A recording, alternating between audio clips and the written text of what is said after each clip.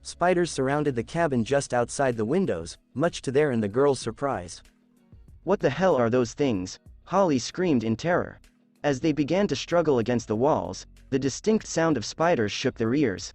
Holly and her pals screamed as the glass shattered, allowing smaller spiders to scamper towards them while Cal and the boys stepped in front of them, readying their guns.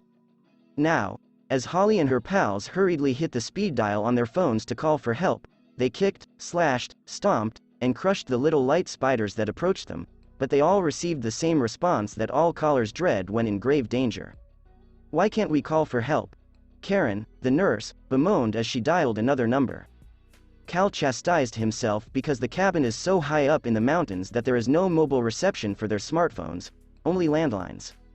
Cal stomped on a spider and yelled at his girl, Holly, use the landline. Holly and her costumed friends dashed to the nearest phone as she reached for it, but were forced to retreat when a much larger spider the size of a small car burst through the wall, severing their lifeline and only hope for aid. The males were stunned as they watched the girls become afraid of the spiders. Ah! Their screams of terror lasted many moments before being silenced. The mountain's environment was peaceful as if it had been for the entire time. Fenway Park District, Boston is a city in Massachusetts. When Naruto believed he heard something, he looked back until he felt a touch on his shoulder. He turned around to see Rhea dressed as a Greek goddess, her dark hair wrapped up in a beautiful bun with a real gold brace holding her hair together. Naruto was dressed as a knight without his headgear. His whisker marks became invisible to the naked eye after he used his wind chakra to manipulate the air surrounding his cheeks. Kuroka wore a red kimono instead of her normal black, and her hair was done in a long ponytail decorated with blue flowers from the homestead grounds.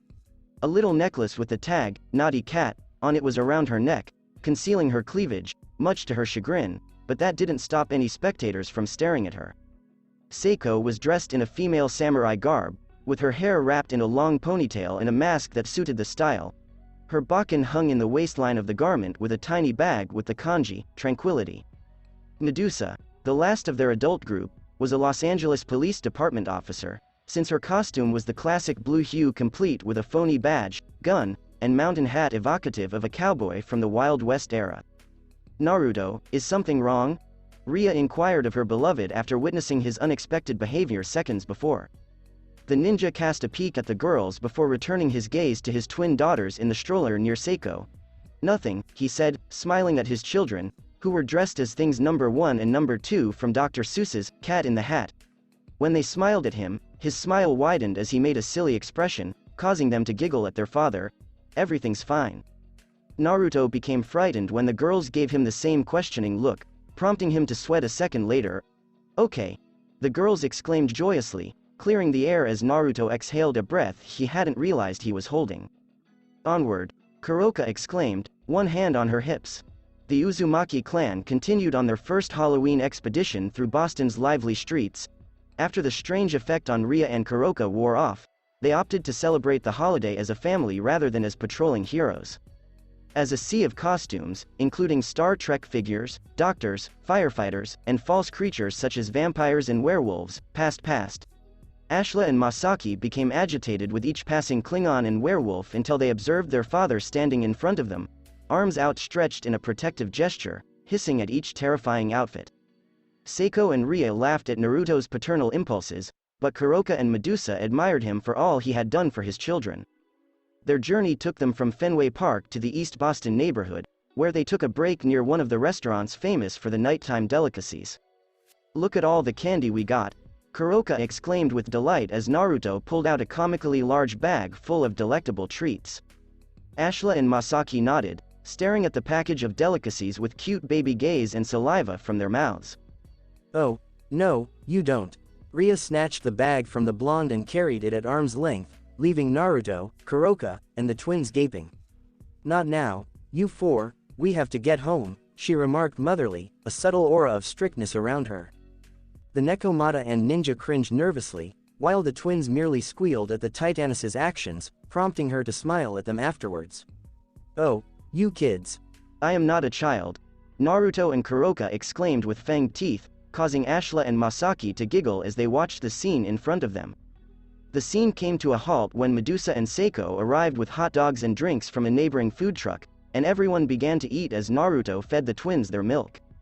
"Aw shoot," murmured Naruto as Masaki spat out the milk after swallowing a little too much. "Sorry, sweetie, Daddy will get you a napkin," Masaki cooed as her father approached the food truck.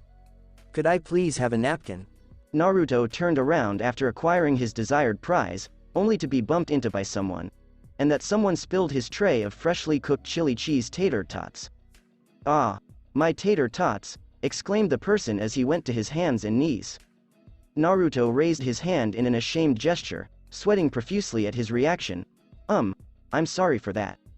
"You," Rokuro exclaimed, turning around with a scowl on his face and lifting his trembling hand in expectation.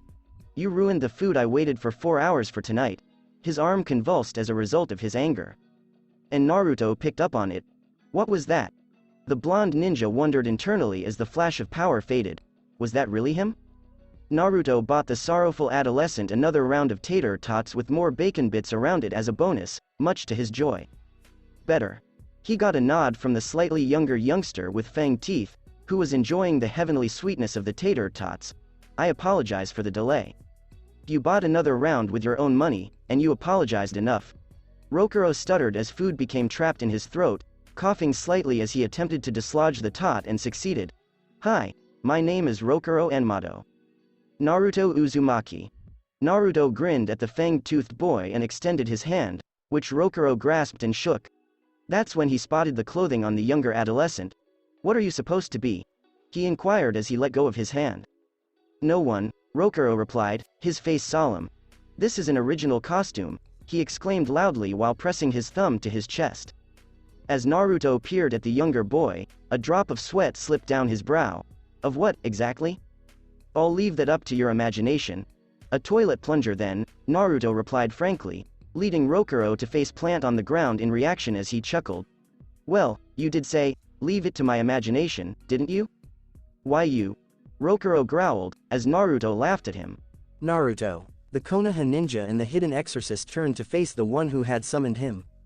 It was Ria who waved him over as they were preparing to leave for the next leg of their Halloween night adventure.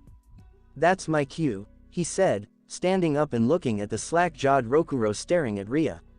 "Oh no, you don't," Naruto said, a tick mark on his head. He corrected it with a smack on the head. Rokuro clenched his teeth and stared at Naruto, who had a cheeky grin on his face, until he realized something. "It hurt?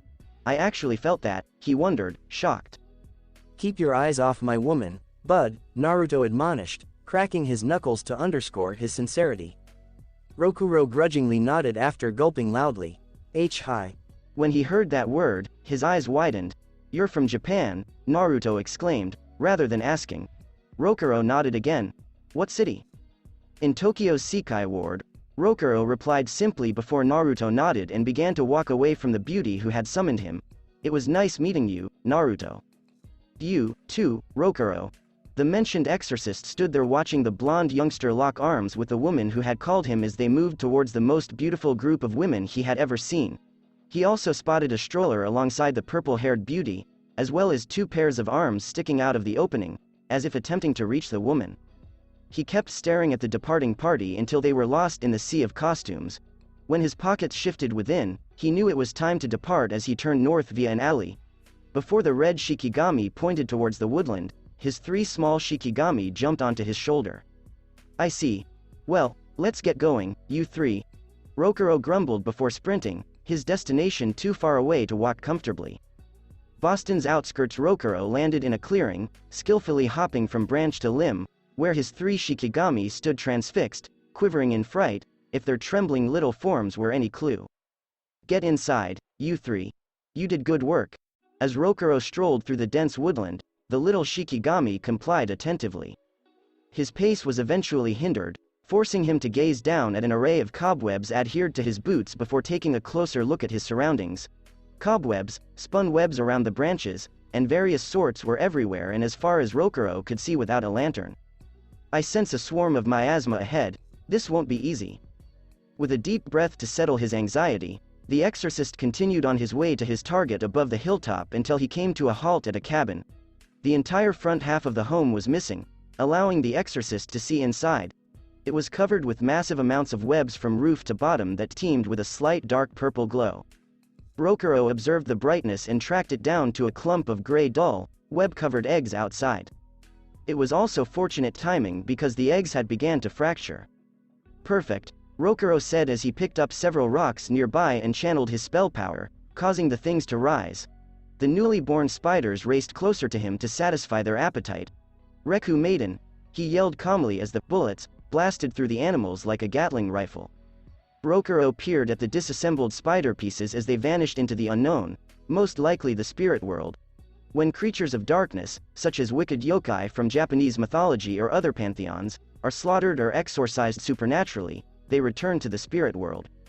The teenage exorcist waited for more to arrive, but he didn't have to wait long as a spider the size of a vehicle emerged from underground in front of him, its teeth clenched in rage over the murders of its offspring before charging at him. Rokuro, having expected this from the start, leapt backwards in the air to avoid its charge and landed on a high enough branch for safety.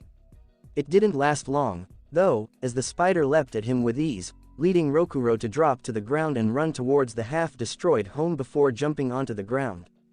Pretty fast for its size, Rokuro said aloud before moving on to another thought. I should get some pumpkin-shaped cookies before going back home. When his adversary climbed onto the rooftop and made another charge at him, the exorcist dodged to the side, avoiding its long frontal legs that were attempting to stab at his person. To his surprise, the glowing spider turned to meet his ostensible rally point and burst out many purple webs towards him. He was able to avoid most of it, but some got on his left hand, which is when he felt it. It feels a little numb, Rokuro noted hesitantly, though the sensation didn't stay long. After a few moments, he shook his affected hand and felt the sensation return to his limb. Gotta avoid that now, he said, raising a fist and determined to take this seriously. Especially because he was encircled by a swarm of recently arrived spiders of both smaller and larger sizes. The exorcist took a rectangular piece of paper from his belt's compartment and placed it over his right arm. Be cleansed, be purified, QQ Neo Ritsu Ryu, Star Revealment Talisman. Rokuro exclaimed as the talisman mutated into a light red-orange rocky clay version with yellow lines terminating in what appears to be a demonic face. When the spiders spotted the arm, they trembled, and the smaller spiders ran back in panic as the larger spiders snapped their fangs. Rokuro smirked at them and seized the initiative, charging the spiders this time and preparing his changed arm for an assault. He let go of his arm and smashed through the head of one of the giant spiders, sending the thing backwards. A scratchy-like sparkling pentagram erupted in front of the spider as soon as it was in midair, before dispersing into yellow-gold particles. The pentagram vanished as Rokuro adjusted his path and continued his assault on the remaining spiders. As Rokuro used the same talisman to seal away his transformed limb, a glowing row of glowing pentagrams lit the landscape around the cabin. His gaze lingered on the limb for several minutes as he grimaced at a memory of acquiring the power. Only 3 people knew about his arm in the tragedy 5 years ago: his former master, his surrogate brother, and Benio in Japan. Got to find the source, Rokuro remarked before puffing up his chest and confidently proclaiming, I'll make sure this yokai is vanquished before everyone else. He chuckled aloud only to have his shikigami stab his cheeks and mouth with their stubby hands. Swery. The exorcist and shikigami followed the traces of miasma up through a cave, gently urging forward towards the major source of the malevolent energy he detected ahead. The spiders, the eggs, but they seemed to be led by something or someone. Rokuro ultimately made it to the other side, where he was surprised to see a house built in his country's architecture standing at the pinnacle of the mountain, entirely covered in webs, similar to the cabin he spotted before. It oddly reminded him of one of Japan's historical figures, but he couldn't recall who it was. His attention was drawn to the house, however, after hearing the one word known for assistance. Help. After the first, another voice shouted out. Someone please help us. This time belonged to a man. Get us out of here, says one. With this information, Rokuro ran towards the home while preparing a couple talismans and jumping on the castle's many arches to the top floor, where he imagined the voices were located. He smashed down the paper walls with a front kick and spotted the 6-man gang of terrified teenagers his age. Help us quickly before they come back, Cal pleaded, and his buddies quickly agreed. With nothing else to say, Rokuro dashed towards the captives, yanking on the webbing to release them. However, it proved horrendously strong for him to break as he even battled to get his hands out of it, moving on to the famed Plan B. Prepare thy strength, prepare thy mind, protectorate talisman, Rokuro said as his next talisman sparkled before being absorbed into his left arm, blanketing it in a faint green glow. He chose to disregard the hostage's gawking expressions in order to take off the webbing. Come on, we need to get out of here before they come back, stay close and get ready to run, he said gently, earning nods from his age group's terrified members. The group of 7 escaped by climbing down the castle in the same manner as Rokuro. It took longer than he imagined, but they made it to the ground level before returning to the caves. As they neared the cottage, Rokuro came to a halt and extended his arm out to stop the group behind him. What is it? Holly whimpered to the unknown man, only to be shushed by him. As they heard a disturbance, Rokuro yelled angrily, "Quiet!" A familiar sound that will stay with them for the rest of their lives. Tat tat tat tat tat tat tat. Cal screamed desperately, "No! No! No! No!" as his buddies and girlfriend shivered in their spot. Rokuro gritted his teeth as hordes of spider yokai swarmed from all angles around them before turning around and swiping over another talisman in front of the terrified adolescents. While Rokuro unlifted the seal on his right arm, a red transparent sphere appeared around them, calling the red lava-colored rocky arm once more. Let's do this. Rokuro smirked as he met the spider's charge and let go of his changed arm. The participating exorcist was so intent on exterminating the swarm of spiders and returning the captives to the safety of the city and their families that he didn't see or pay attention to his shikigami tugging the inside of his uniform of the massive miasma from above him. Neither the gentle chuckling, which was barely audible, nor the shikigami, who became even more concerned after hearing with their sharp senses. Tsuchimikado Island, Taigetsuro, the Sea of Japan. So far, the day was going well. According to the most recent reports he had received, there had been no causality of any exorcists throughout Japan in the main cities designated as risk zones. Even for someone with his experience, it was those exact reports that frightened him the most. For his time as head of the house, entrusted by Abe no Seimei himself to lead the exorcists many years ago, the yokai had grown unrelenting in their attempts to cross over to their realm, and he blamed the human species for the ongoing strife, such as during the previous wars in the 20th century. The violence, resentment, and sadness of the slain humans deepened the yokai's darkness, allowing them to burst through the barrier between the human and spirit realms. This persistent surplus of negative energy was also responsible for the rise of more prominent yokai from their culture, such as the Onryoki in New York some time ago. This year is actually looking prominent for the first time in forever. Hopefully, this night will be uneventful. Lord Arima. The door swung open, and a guy in a dark red kimono-style fighting outfit rushed in, kneeling before the darkened figure, who sighed in resignation. "We have a code 4. "A code 4? Arima asked, surprised, as he led his retainer out of his dimly lit room. He was a tall man with long white hair with blue ends in a ponytail that reached his back, and his spectacles mirrored the lights in the hallway. His clothing was similar to that of an exorcist, only it had multiple rectangular compartments around his belt and a purple hari over it.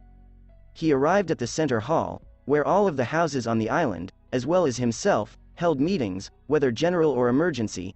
It was a beautiful hall, with 12 banners of the 12 heavenly commanders proudly hung on each 10-foot pedestal like cubicle organized in a circle, and another 11 banners fastened to smaller pedestals in front of the 12 principal mansions, with one exception. Arima sat in Sensa Place as a hologram projected on a massive square-like screen in the big hall's middle. 2 bars emerged in the upper right corner, one green and one red. The green belonged to one of their own and the red to a yokai. A map of Europe with multiple green and purple patches covered the entire left side of the screen, while the red and yellow spots were annihilated subsequently. The green and purple were the various exorcists from the continent, and they had yet to lose any. "Show me the code 4, Arima said calmly as his aide obeyed by waving his glowing hand at the hologram. The map then shifted its focus to the United States eastern seaboard, honing in on the fringes of a city whose name displayed in broad Japanese characters that were translated into 2 words. Boston is a city in Massachusetts. Despite knowing who it was, Arima inquired, who was it we sent to Boston? After all, he was the one who sent the exorcist to that area. That upstart mainlander Enmado Rokuro, Arima groaned before taking something from his haori, as his helper sighed exasperatedly. "I take it you think he can handle it," he said to the chief exorcist, who was staring at a porn magazine with a wicked expression. Right. Boston's outskirts. Rokuro wiped the sweat from his brow with his non-transformed arm as he turned around to release the barrier protecting the members of his age group, his breathing somewhat heavy after eliminating the last of the spiders. That is, until his Shikigami drew his attention with a tug on his collar. What is it, you three? Their extreme squeaking, followed by their pointing stubs of fingers above him, forced the exorcist to look up, and his eyes widened significantly. Oh, crap. What is it? Holly whispered before she and her friends looked up, all emotions leaving their legs. Oh, God. Is it that? Rokuro jumped backwards as a massive object collided with the location where he had been standing minutes before. His Shikigami retreated deep under his war suit to hide, leaving him to complete the task alone. He couldn't blame them for their emotions, though, for the yokai in front of him wasn't your ordinary one. This yokai was a Code 4 based on what he could remember from his classes due to sleeping. Code 4 denoted yokai from ancient legend, whose origins and stories were passed down through the decades and instilled fear throughout Japan. It also meant that these yokai were only seen on rare occasions, therefore most exorcists had little to no expertise battling them. However, this will not deter Rokuro from doing his best. After all, he aspires to be the world's best exorcist. He made a vow to his fallen buddies, and if he broke it, he would be doomed. The exorcist observed the yokai enemy in front of them, sending shivers through his body as he flexed his demonic-like fingers in preparation for the combat to come. It was massive and scaly, with the lowest portion like a spider's egg sac, but shining yellow like the rest, and the top body and head of a woman dressed in a dirty yellow kimono.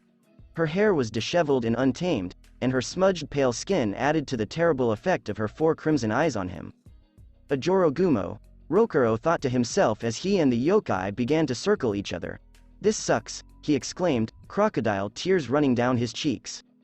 What incredible spell power you have, the Jorogumo exclaimed, her enticing joy evident in her tone.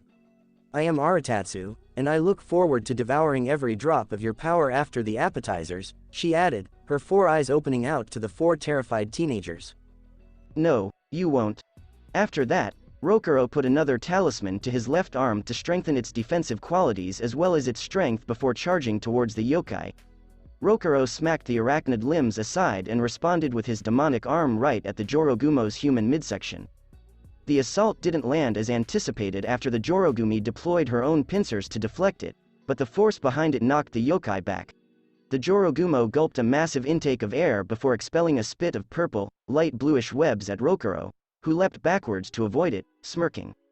So he reasoned. He fell forward after landing because his left leg became entirely numb, causing him to utilize his right leg to stabilize his balance. Damn it, Rokuro cursed after pounding his leg in an attempt to regain some feelings, only for it to be in vain. I suppose I'll have to do that. The exorcist poured his spell power into his injured leg to relieve the miasma-induced numbness, dispelling both the spell and the demonic arm. He began to feel some of his nerves return, but his adversary didn't want him to be at full strength, so she jumped high above to crush his body. Rokuro's right leg fired him towards the cliff above, channeling the little spell power that had not been expended to remove the numbness, just as the Jorogumo landed on the previous site, making the ground to crack beneath her huge weight. She stared up at her prospective food with a curious chuckle, her tongue sensually licking across her purple lips. I've had plenty of exorcists in my time, but your spell power is nothing like I've ever had. Rokuro raised an eyebrow, puzzled. What the hell is she talking about? I kept my distance from her, yet she claims to enjoy my spell casting abilities. Unless, he examined his left leg intently and noticed a light gleam flicker across the sky. A web. Yes, and you're now mine. The Jorogumo yelled excitedly as she yanked fiercely on the web, yanking the exorcist towards her. With the rushing wind pressing against his face, Rokuro paused his current action and used the force of the pull to hit Jorogumo in the face, connecting this time as her head recoiled harshly upon impact. The impact was enough for her to let go of the lone web line in her jaws, allowing Rokuro to pull it away from his injured leg as he ran away from the yokai. Now it's much better. With relief, he muttered as he felt his left leg regain sensation while shaking it out. Come on, darling. No, thanks. Rokuro responded while rolling out of the path to avoid getting crushed. While doing so, he grabbed a few boulders and rubble in his right palm and channeled his spell power into them, which caused them to levitate. Reku maiden, says the narrator. The shielded teenagers watched in disbelief as the boulders flew at the yokai at breakneck speed, despite the Jorogumo scurrying to the side and blocking some to protect her face. However, she had become susceptible once Rokuro appeared behind her, waving his demonic fingers in the shape of a pentagram. With each passing second, the pentagram grew in size as 5 symbols appeared in each of the shape's angles. Fire, water, earth, metal, and wood are all elements. As the Exorcist performed the Wuxing technique's particular chant, the characters of each element were decorated with blue flames. And suddenly it was finished. Ryusei Sumashu, says the narrator. Rokuro yelled as he punched through the sign and landed straight on the glowing sack of Jorogumo. The yokai screamed in agony as the Exorcist's arm delved deeper into the sack, glowing a fiery crimson from the Wu Xing's influence. A shockwave broke out from the point of impact as Rokuro roared once more, sending the female thing smashing into the side of the mountain and completely destroying the cabin. Ah, my father is going to murder me. A bead of sweat fell from my brow. Rokuro gazed at the one who yelled before returning his gaze to his adversary, his hands creaking under the strain of his strength as the Jorogumo shakily rose from the heap of wreckage. Despite her suffering, she grinned as her legs carried her ahead, drops of her miasma-covered blood falling to the earth with each stride. Ling. That was the Jorogumo's final word as a golden pentagram appeared on her sack and absorbed her particles after she disintegrated. Rokuro breathed loudly with satisfaction when the pentagram vanished, knowing that his goal would be easier from now on. Rokuro waved the celestial talisman over his right arm as he walked towards the shielded youths, sealing the demonic change once more before undoing the shielding magic. I appreciate everything. The relieved adolescents rejoiced as they hugged him gratefully. Rokuro parted ways with the youngsters after many minutes of awkward silence and unwelcome cuddling and led them down the mountain to the next park ranger station. Who the hell are you? When the Exorcist looked over his shoulder, the party came to a halt. How do you do all of that? Do you consider yourself a mutant? Mutants. Who are these people? Rokuro pondered for a moment before responding, nope. I'm just a regular human like you. He took out another talisman, this one in magenta rather than white, and placed it on his belt. Cal, the party's apparent leader, narrowed his eyes as he pondered the comment but chose to dismiss it instead. You're not one of them. You have no place here. Cal, dude. Holly and the other teenagers looked at him in disbelief. Despite what he's done for us, I won't accept him. A loud sigh drew their attention as Rokuro brandished a glowing talisman in front of them, causing them to take a step back in terror. You won't remember any of this. Farewell. He said this just as the talisman flared brighter and engulfed the party in its radiance. The magic was quickly broken when the light vanished, revealing the teenagers and Rokuro, who appeared perplexed and lost. What just happened? Holly inquired, massaging her brow. Rokuro groaned and presented himself as an undercover ranger who had responded to their appeals for assistance. They bought the tale, and the entire party quickly fled to the safety of Boston. Nobody, not even Rokuro or his Shikigami, sensed or noticed a figure hidden in the trees in the distance before it vanished in a spray of leaves. Uzumaki Manor and the Homestead Grounds, Massachusetts is forested. Ah, the adults reclined in their own waterfall sanctuary, and the collective phrase echoed throughout, this is like heaven. I'm pretty sure it is. Kuroka tortured herself as she slid deeper into the deep bank, relishing the sensation even more. Even though I'm unlikely to be granted such a position in my dimension or anywhere. A small slap on the back of her head elicited a gawk from the Nekomata as she stared at the perpetrator. It was Medusa, and the reddish-orange-haired woman was whistling innocently while gazing away from her. How come you? Medusa reacted too late as she was grabbed from behind by Kuroka, who fondled her breasts aggressively. Ah, after Kuroka squeezed her breasts together, Medusa whimpered against her will. Don't do it. Naruto is the only one who can. But Naruto isn't here right now. Kuroka chuckled before blinking owlishly at the final word. Her mind searched for the now missing blonde. Soon after, the other girls followed suit in their search for their unofficial husband. Where are you? Her response came from the top of the waterfall, from above. I'm right here. A shadowy figure broke the surface of the water, splashing all over the girls as they joyfully called out. Naruto stood up in the water, his hands on his waist, smiled at his wives. I apologize for keeping you gals waiting. I needed to put the kids to bed. He then blinked as he received his clone's recollections moments later. He assigned the clone to police the city while Naruto went trick-or-treating with his family. After all, heroes must spend time with their families. You or Kurama? Seiko inquired, her brow furrowed and a knowing smirk on her face. Naruto collapsed on his hands and knees, a depressed fog forming over his head. Kurama, then. It's because of those tales. As he pictured a smug Kurama looking down at him, Naruto moaned with concealed rage. He has stolen my children, he yelled angrily. You're just upset that they prefer me to you. The Uzumaki clan's husbands and wives turned around to find the little Kurama carrying the twins safely with two of his tails. The tailed beast was then met with blank stares from his comrades. What? I thought you were putting the kids to bed, Naruto stated dryly but also being annoyed. Kurama unexpectedly collapsed to the ground on all fours, while his tails skillfully hurled the twins into the air, where Naruto promptly caught them. Are you crazy? With an angry vein on his forehead, he yelled at the weary fox. You're the one who's crazy. With a paw pointed at him, a chibi Kurama barked back. The clan members were perplexed as Ashla and Masaki, who were naked, giggled as they entered the water with their father. Naruto was careful not to let the water reach the infants' heads as they splashed around in delight. What exactly do you mean? Although she had a feeling what the tailed beast was talking about, Seiko inquired. Kurama turned to face both her and Naruto after the latter sat down next to her. You're both to blame. Until Seiko got pregnant, you two had non-stop sex every day. The original husband and wife bowed their heads, their cheeks tinged with red, as the rest of the femme fatale looked on, notably Kuroka. Every day? Kuroka clenched her teeth and twitched her brow. Oh boy. Just before Kuroka jumped on him, Naruto thought as he gave the twins to Seiko. Thanks a lot, Kurama. As Kuroka proceeded to undress his boxers, he yelled loudly. Hey hey hey hey hey hey, Kuroka. The kids have arrived. I don't mind. I need your babies right now. The Nekomata screamed angrily. Oh no. Ria sighed before colliding with Kuroka on the head, and a bump on the head guaranteed total knockdown as the now conscious Kuroka floated face down in the water. I suppose that means bath time is over. She slung the naked Kuroka over her shoulder and followed Seiko, Medusa, and the twins home. Soon later, a Fuinjutsu left the Jinchuriki and tailed beast to sip a bottle of sake. Naruto learned from the sage of the six paths like two men relaxing after a long day's work.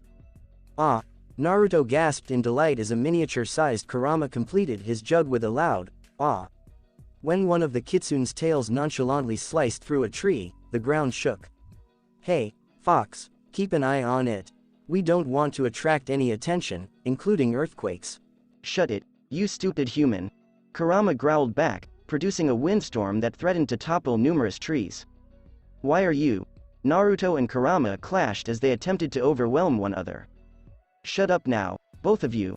Seiko yelled from the home, ultimately silencing the couple as they recalled the last time they irritated her. And now? What, oh my goodness. Those comments terrified Naruto and Kurama, who dashed back to the brick manor. What exactly is it, Seiko? He demanded to know before they returned to the house and discovered a scene they had never expected to see.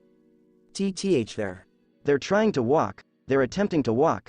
As Naruto crouched in front of his children, who were straining to stand, the femme fatale and Kurama yelled in amazement. Seiko was right behind them, making sure they didn't get wounded. Both Ashla and Masaki were about to give up and escape to their mother's arms for consolation when they noticed their father approaching the door. And their vitality was restored as they shakily stood on their legs, much to the delight of onlookers. Come on. Come on. You two are capable.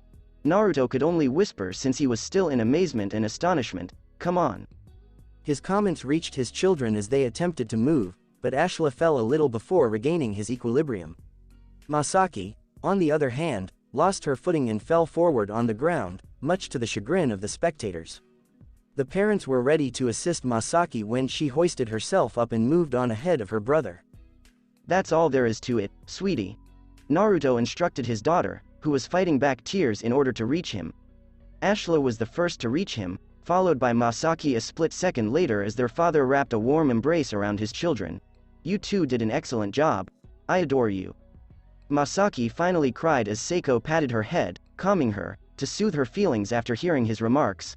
The remainder of the Uzumaki clan soon joined them, including the kitsune-tailed beast, who let the twins hold one of his tails. Naruto grinned, his eyes welling up with tears, after taking in his surroundings. "Mom, Dad, I'm better than I've ever been." His mother was cooing over Ashla and Masaki, while his father was making funny faces to cheer them up.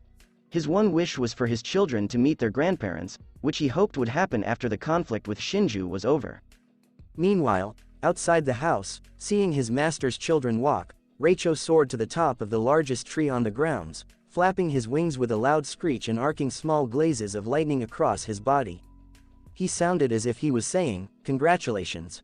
Looking via his kitsune vision at the modest show of evaluation through the walls, the head of the Uzumaki clan was happy for the excellent day he spent with his family and hoped for more in the future. To be continued. That's it for this podcast. Thanks for listening to this video. I hope you did enjoy the previous story, and if you did, like, share, and subscribe for more. And thank you all for having support, and have a great day.